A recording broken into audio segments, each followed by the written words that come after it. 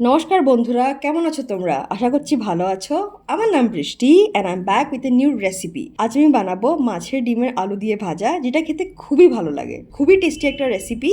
সবার আগে তেল গরম করব, তারপর সেই গরম তেলে দিয়ে দেবো কেটে রাখা পেঁয়াজ।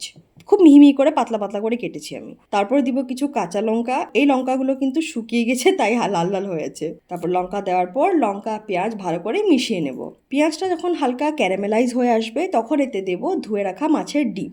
ডিম দেওয়ার পর ভালো করে নাড়ি চাড়িয়ে মিশিয়ে নেব। তারপর এখন দেবো এতে নুন আর হলুদ গুঁড়ো, আর ভালো করে মিশিয়ে নিব। ডিমটা মোটামুটি হয়ে এসছে। এখন সেই কড়াইতে আমি আবার আলু দিয়ে দেবো। আপনারা চাইলে ডিমটাকে তুলে রাখতে পারেন, তারপর আলুটা ভাজা করে নিয়ে তারপরে আবার লাস্টে ডিমটা অ্যাড করে দিতে পারেন, as per your choice. But আমি একবারই বানিয়ে ফেলছি। সো আমি ডিমগুলোকে সাইড করে মাঝে একটু তেল দেবো, সেই তেলে আমি দেবো এখন আলু।